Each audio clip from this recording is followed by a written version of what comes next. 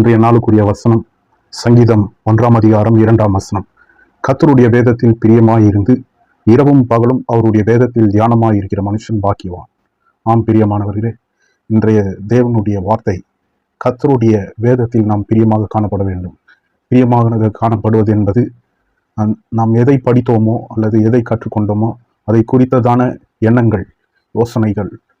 இப்படியாக நாம் ட்ராவல் பண்ணும்பொழுது அல்லது ஒரு இடத்திற்கு போகும்போது வரும்பொழுது, எனக்கு இவ்வளோ கடன் இருக்குது அல்லது என்னுடைய குடும்ப காரியம் யார் கவனிப்பாங்க, இப்படிலாம் நம்ம திங்க் பண்ணதை விட நாம் காலையில் எதை எடுத்து படித்தோமோ, எந்த வசனத்தை எடுத்து படித்தோமோ அதை குறித்ததான தியானம், அதை குறித்ததான யோசனை. இன்றைக்கி எதை பற்றி படித்தோம்? யோபை பற்றி படித்தோமா, யோவானை பற்றி படித்தோமா, அதை குறித்ததான சிந்தனை, யோசனை. நாம் போகும் இடங்களில், சும்மா இருக்கும் சமயங்களில் அதை குறித்து யோசிப்பது தான் ஆண்டவர் மீது வைக்கிறதான, ஆண்டவருடைய வேதத்தின் மீது வைக்கிறதான பிரியம். ஃபுல்லாக 24 hours உட்காந்து பைபிளை படிக்கிறது அது கிடையாது.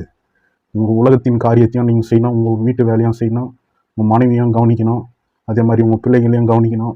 எல்லா காரியம் கவனித்து கொண்டே ஆண்டவர்கென்று நீங்கள் ஒதுக்கின நேரத்தில் எதை நீங்கள் பைபிளில் கற்றுக்கொண்டீர்களோ அதை குறித்ததான யோசனை, அதை குறித்ததான ஒரு சிந்தனை உங்கள் வாழ்க்கையில் இருக்குமானா அதுதான் நீங்கள் ஆண்டவருடைய வேதத்தின் மீது வைத்திருக்கிறதான மரியாதை, பிரியம்.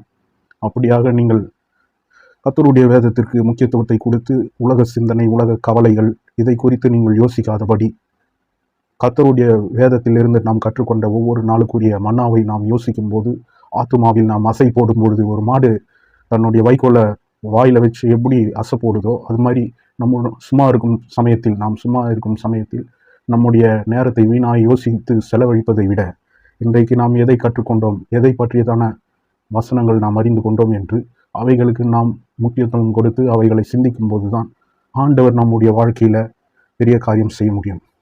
ஸோ இங்கே என்ன சொல்லியிருக்காங்கன்னா, கர்த்தருடைய வேதத்தில் பிரியமாயிருந்து, அதாவது முதல்ல இந்த பைபிளை என்ன பண்ணால் கையில் எடுக்கணும். கையில் எடுத்து நிறைய பேர் பார்த்தீங்கன்னா இப்படி தரப்பாங்க, இப்படி என்ன வசனம் வருதோ அப்படி படிப்பாங்க. அப்படியே இல்லை, பயபக்தியுடன் ஒரு புத்தகத்தை, இப்பொழுது நான் சங்கீத புத்தகம் எடுத்து படிக்கிறேன். இந்த சங்கீத புத்தகத்தில் முதல் அதிகாரத்தை நான் படிச்சுட்டு இருக்கேன். இதை என்ன பண்ணணும்னா நீங்களும் இது மாதிரி முதல் அதிகாரம் எடுத்து முதல்லேருந்து ஸ்டார்ட் பண்ணணும். உங்களுக்கு எந்த பகுதி பிடிக்குமோ அப்படி ஸ்டார்ட் பண்ணலாம். அப்படி இல்லைன்னா நான் ஃபர்ஸ்ட்லேருந்து பழைய பாட்டிலேருந்து படிக்க விரும்புகிறேன் அப்படின்னீங்கன்னா நீங்கள் முதல்லேருந்தே ஆதியாகமம் 1 அதிகாரத்துலேருந்தே ஸ்டார்ட் பண்ணலாம்.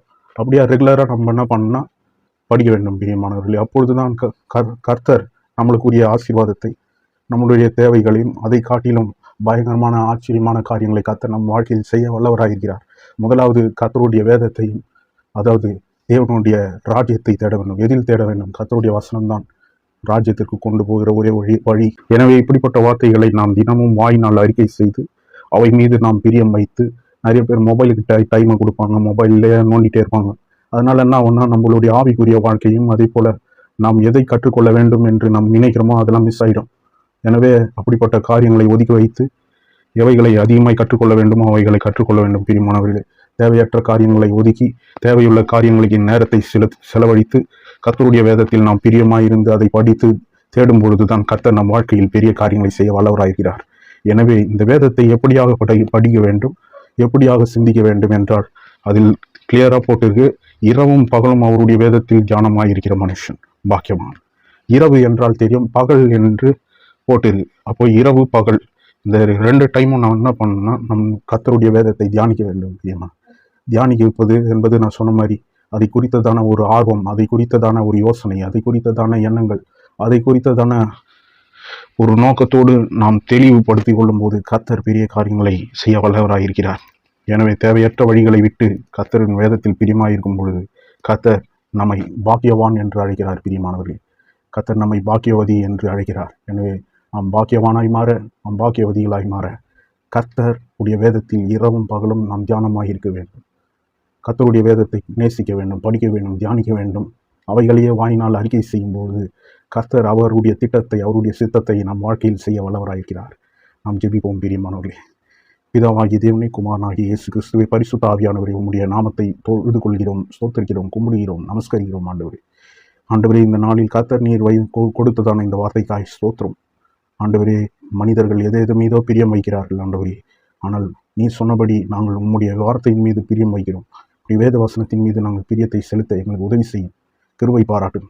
தேவையற்ற காரியங்களை எங்களுடைய வாழ்க்கைக்கு நேரத்தை செலவழிக்காதபடி தேவையுள்ள வார்த்தைக்கு நாங்கள் செலவழிக்கும் போது கர்த்தர் நீர் எங்களை பெரிய அளவில் பார்க்குறீங்க ஆண்டவரே.